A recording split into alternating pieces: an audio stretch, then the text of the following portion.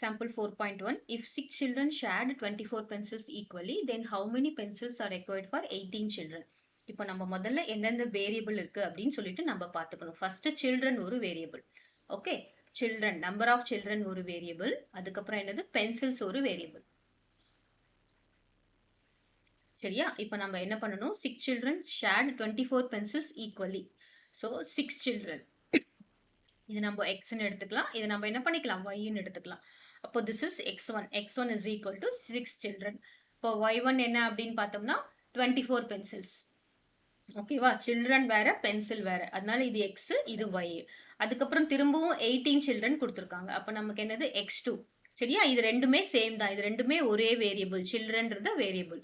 x2 வந்து என்ன கொடுத்துருக்காங்க, 18 children கொடுத்துருக்காங்க. அப்போ நமக்கு y2 அவங்க எவ்வளோ பென்சில்ஸ் கொடுத்துருக்காங்க அப்படின்னு நமக்கு தெரியாது. சரியா? இது நமக்கு தெரியாது. ஸோ இது நம்ம என்னவா எடுத்துக்கலாம், கொஸ்டின் மார்க். நமக்கு y2 தெரியாது. அப்போ y2ன்றது என்னது, நம்ம எவ்வளோ பென்சில்ஸ் இருக்குன்னு கண்டுபிடிக்கணும். அப்போ நமக்கு இது டைரக்டா இன்டைரக்ட் வேரியபிளா அப்படின்னு பார்த்தோம்னா, சில்ட்ரன் இன்க்ரீஸ் ஆகிறாங்க, அப்போ என்ன ஆகும், பென்சிலும் இன்க்ரீஸ் ஆகும். 6 childrenக்கு 24 பென்சில்னா 18 childrenக்கு எவ்வளோ, நிறைய பென்சில் தேவைப்படும். அப்போ திஸ் இஸ் என்னது, டைரக்ட் வேரியேஷன்.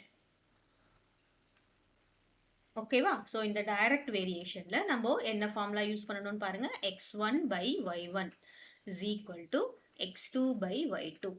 இதுவே வந்து இன்டைரக்ட் வேரியேஷன். இன்டைரக்ட் வேரியேஷன் இருந்தால் நம்ம என்ன தெரியுமா யூஸ் பண்ணுவோம், x1 multiplied by y1 is equal to x2 multiplied by y2.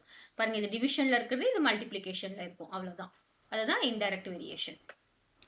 இப்போ நெக்ஸ்ட் நம்ம சப்ஸ்டியூட் பண்ணலாமா. x1 அப்படின்றது என்ன, இங்கே நம்ம வச்சிருக்கோம் 6 வச்சிருக்கோம், ரைட்? 6 வச்சிருக்கோம். அப்புறம் y1 என்ன வச்சிருக்கோம், 24, which is equal to x2 என்னது, 18 by y2 நமக்கு தெரியாது.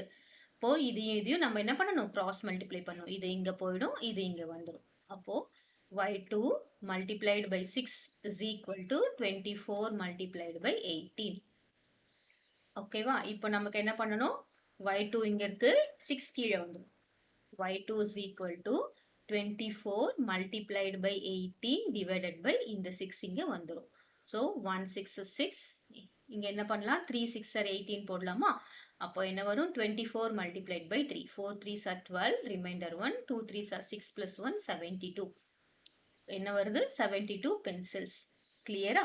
ஸோ டைரக்ட் வேரியேஷன்ல நமக்கு 6 பீப்புளுக்கு 24 பென்சில்ஸ் வேணும்னா 18 பீப்புளுக்கு 72 பென்சில்ஸ் நமக்கு வேணும். So this is direct proposition. கிளியரா?